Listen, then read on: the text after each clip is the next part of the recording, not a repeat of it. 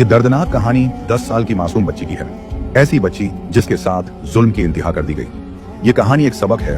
वालिदैन से गुजारिश है कि इस वाकये को पूरा जरूर सुनें ताकि आपकी आंखें भी खुलें और अपने बच्चों के मामले में किसी पर भरोसा न करें। सर्दियों की वो रात जब पूरा गांव नींद की आगोश में जा चुका था, सुमैना अपनी छोटी सी झोपड़ी में बैठकर लकड़ी के चूल्हे पर दाल चढ़ाए सोच रही थी कि जिंदगी कैसे बदल गई है। कुछ साल पहले वो शहर के एक खुशहाल घराने में पली बड़ी थी, जहां आराम और सहूलतें उसे एक इशारे पर मिल जाया करती थी।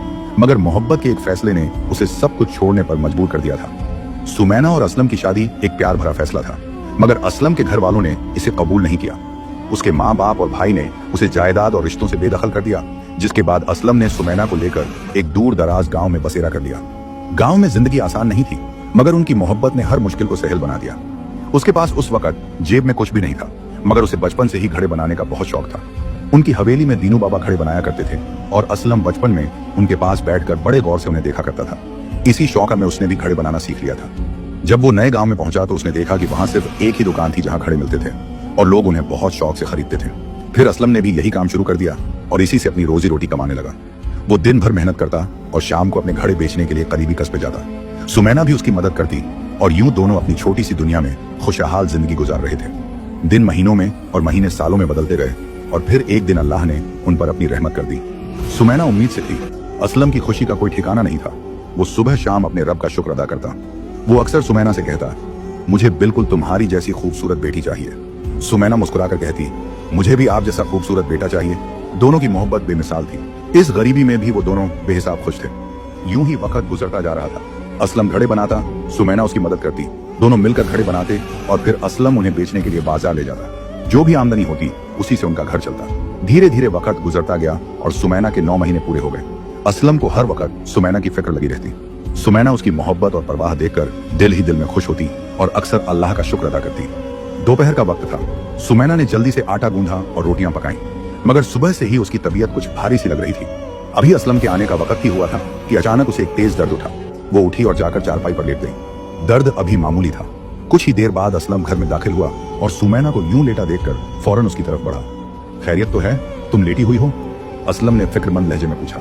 सुमैना ने अपनी तकलीफ को जब्त करते हुए कहा, असलम, मुझे लगता है कि हमारे बच्चे की पैदाइश का वक्त करीब है। तुम जाकर गांव से बाहर जो दाई हैं उन्हें बुला लाओ। यहाँ की औरतों ने बताया है कि वो बहुत अच्छी दाई हैं। असलम ने कहा, ठीक है, तुम आराम करो, मैं अभी उन्हें लेकर आता हूँ। लेकिन जैसे ही वो दरवाजे की तरफ बढ़ा, आसमान पर काले बादल गिराए। देखते ही देखते तेज बारिश शुरू हो गई और फिर वो बारिश तूफान का रूप लेने लगी। बिजली की कड़क इतनी जोरदार थी कि हर कोई अपने घर में दुबक गया। असलम ने जल्दी से चादर ली और तेज कदमों से दाई के घर की तरफ बढ़ने लगा। तेज बारिश में भीगता हुआ वो आखिरकार दाई के दरवाजे पर पहुंचा। ठंड से कांपते हुए उसने जल्दी जल्दी दरवाजा खटखटाया।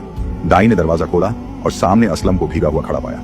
असलम ने बेताबी से कहा, दाई जल्दी चलिए, सुमैना की तबीयत बहुत खराब है, आपकी जरूरत है, वक्त बिल्कुल नहीं है। जैसे ही असलम घर में दाखिल हुआ, उसने देखा कि सुमैना दर्द से तड़प रही थी।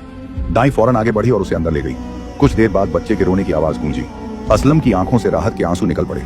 दाई बाहर आई। उसके हाथ में एक नन्ही सी बच्ची थी जो कंबल में लिपटी हुई थी और रो रही थी।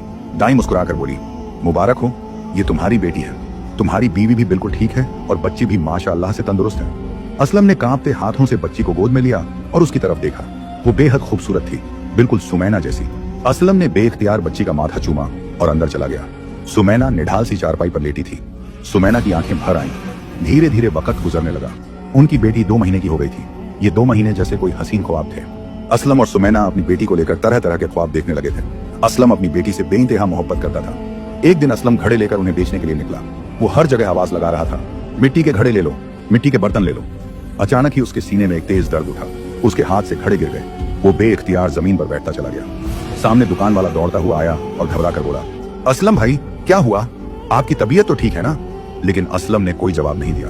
कुछ ही पलों में उसकी सांसें थम गईं। उसे दिल का दौरा पड़ा था और वो वहीं दम तोड़ गया।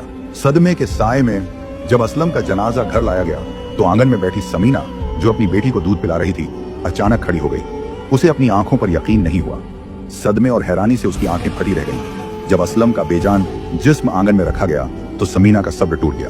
वह चीखते हुए असलम के पास दौड़ी और उसकी लाश से लिपटकर जोर जोर से रोने लगी। ये कैसे हो सकता है? तुम मुझे छोड़कर नहीं जा सकते। वह बार बार यह कहकर बिलख रही थी, लेकिन जाने वाला कभी वापस आता है क्या? समीना के लिए यह सदमा बर्दाश्त से बाहर था। असलम की मौत के बाद समीना के लिए दुनिया बदल गई। पहले वह एक महफूज साए में जी रही थी, जहां असलम की मोहब्बत और साथ उसके लिए एक ढाल था, मगर अब वह अकेली थी, अपनी नन्ही बच्ची आस के साथ। एक माँ के लिए इससे बड़ा गम कोई नहीं हो सकता कि उसे अपने बच्चे को बिना किसी सहारे के पालना पड़े।